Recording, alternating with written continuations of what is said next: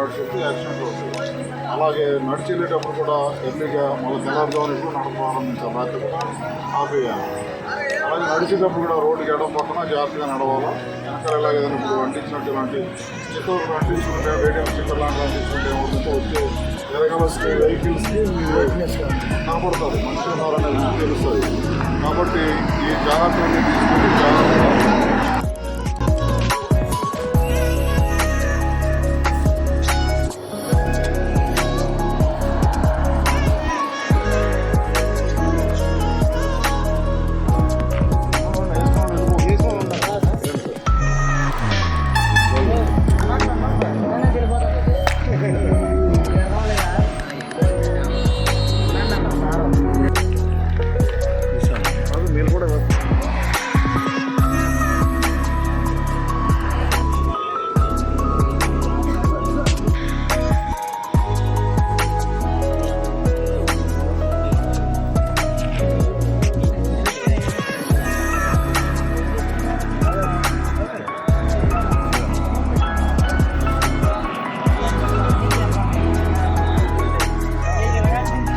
ఒకసారి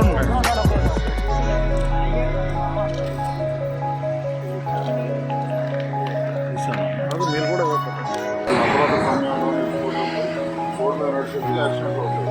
అలాగే నడిచేటప్పుడు కూడా ఎర్లీగా మళ్ళీ తెల్లారుజామున ఎప్పుడు నడక ప్రారంభించాలి, రాత్రి ఆపేయాలి. అలాగే నడిచేటప్పుడు కూడా రోడ్డుకి ఎడమ పక్కన జాగ్రత్తగా నడవాలి.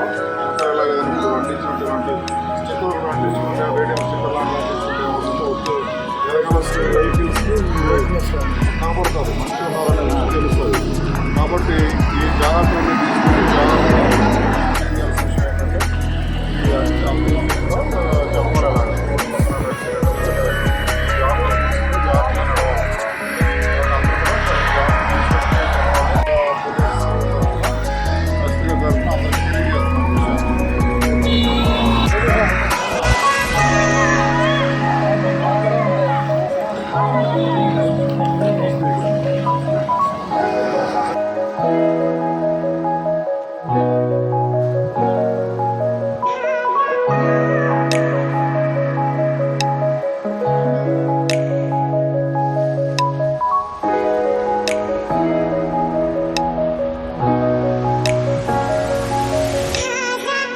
ఈరోజు ఏలూరు జిల్లా ఎస్పీ గారి ఆదేశాల మేరకు నేషనల్ హైవే మీద నడిచి వెళ్తున్నటువంటి భవానీలందరికీ నాకు జాగ్రత్తలో సూచనలు చేయడం జరిగింది.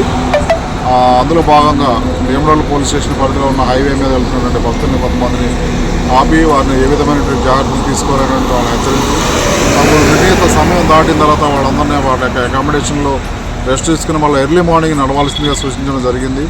కొంతమంది నడిచి వెళ్తున్నటువంటి భక్తులకి రేడియం స్టిక్కర్స్ అవి అంటించి జాగ్రత్తగా రోడ్డుకి ఎడపైన నడపాలని చెప్పి వాళ్ళందరికీ తెలియజేయడం జరిగింది. భీమడోలు సబ్ ఇన్స్పెక్టర్ సుధాకర్ మరియు నేను మా బృందం అంతా ఈ కార్యక్రమాన్ని ఎస్పీ గారి ఆదేశాల ప్రకారం చేయడం జరిగింది.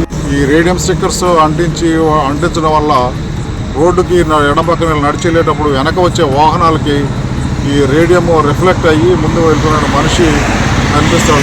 లేని పక్షంలో ఈ రెడ్ డ్రెస్ వల్ల ఏమవుతుందంటే దగ్గరకు వచ్చే వరకు మనిషి నడుస్తున్నాడనే విషయం వాళ్ళకి వెహికల్స్ తెలియక, వెహికల్లో ఉండే నడిపే డ్రైవర్లకి అర్థం కాక చాలా ప్రమాదాలకి గురవుతున్నాయి. ఈ ప్రమాదాలని నివారించడం కోసమే ఈ రేడియం స్టిక్కర్స్ ఈ ప్రోగ్రామ్ అంతా ఎస్పీ గారు ఆర్గనైజ్ చేయడం జరిగింది.